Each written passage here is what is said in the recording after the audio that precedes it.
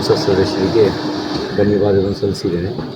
ಮಾಧ್ಯಮ ಸ್ನೇಹಿತರನ್ನ ಮನಸ್ಸಿನಲ್ಲಿತ್ತು ಹೇಳೋದು ಮರ್ತಿದ್ದೆ, ಹಾಗಾಗಿ ನಿಮಗೂ ಒಂದು ವಿಶೇಷವಾದ ಧನ್ಯವಾದಗಳು. ಕಷ್ಟದ ಕಾಲದಲ್ಲಿ ಸತ್ಯ ಸಂಗತಿಯನ್ನು ಬಿಚ್ಚಿಡುವ ಮೂಲಕ ನನ್ನ ನೆರವಿಗೆ ಬಂದ್ರಿ, ಅದಕ್ಕಾಗಿ ನಿಮಗೆ ವಿಶೇಷವಾದ ಧನ್ಯವಾದಗಳು. ಉಳಿದಿದ್ದು ನಾಳೆ ವಿವರವಾಗಿ ಮಾತಾಡ್ತೀನಿ.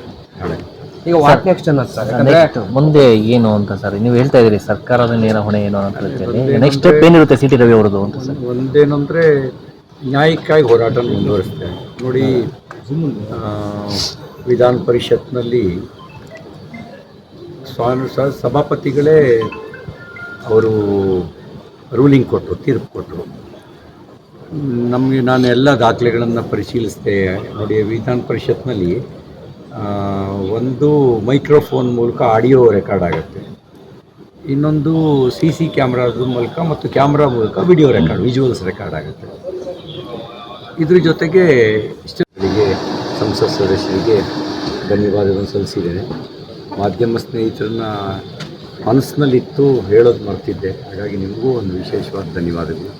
ಕಷ್ಟದ ಕಾಲದಲ್ಲಿ ಸತ್ಯ ಸಂಗತಿಯನ್ನು ಬಿಚ್ಚಿಡುವ ಮೂಲಕ ನನ್ನ ನೆರವಿಗೆ ಬಂದ್ರಿ, ಅದಕ್ಕಾಗಿ ನಿಮಗೆ ವಿಶೇಷವಾದ ಧನ್ಯವಾದಗಳು. ಉಳಿದಿದ್ದು ನಾಳೆ ವಿವರವಾಗಿ ಮಾತಾಡ್ತೀನಿ. ನಾಳೆ ಈಗ ವಾಟ್ ನೆಕ್ಸ್ಟ್ ಅನ್ನೋದು ಸರ್, ನೆಕ್ಸ್ಟ್ ಮುಂದೆ ಏನು ಅಂತ ಸರ್ ನೀವು ಹೇಳ್ತಾ ಇದ್ದೀರಿ, ಸರ್ಕಾರದ ನೇರ ಹೊಣೆ ಏನು ಅಂತ ಹೇಳ್ತೀರಿ. ನೆಕ್ಸ್ಟ್ ಸ್ಟೆಪ್ ಏನಿರುತ್ತೆ ಸಿ ಟಿ ರವಿ ಅವರದು ಅಂತ ಸರ್? ಒಂದೇನಂದರೆ ನ್ಯಾಯಕ್ಕಾಗಿ ಹೋರಾಟ ಮುಂದುವರಿಸ್ತೇನೆ. ನೋಡಿ,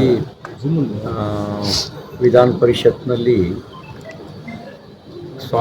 ಸಭಾಪತಿಗಳೇ ಅವರು ರೂಲಿಂಗ್ ಕೊಟ್ಟರು, ತೀರ್ಪು ಕೊಟ್ಟರು.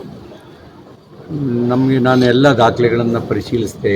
ನೋಡಿ, ವಿಧಾನ ಪರಿಷತ್ನಲ್ಲಿ ಒಂದು ಮೈಕ್ರೋಫೋನ್ ಮೂಲಕ ಆಡಿಯೋ ರೆಕಾರ್ಡ್ ಆಗುತ್ತೆ, ಇನ್ನೊಂದು CC ಕ್ಯಾಮ್ರಾದ ಮೂಲಕ ಮತ್ತು ಕ್ಯಾಮ್ರಾ ಮೂಲಕ ವಿಡಿಯೋ ರೆಕಾರ್ಡ್, ವಿಜುವಲ್ಸ್ ರೆಕಾರ್ಡ್ ಆಗುತ್ತೆ.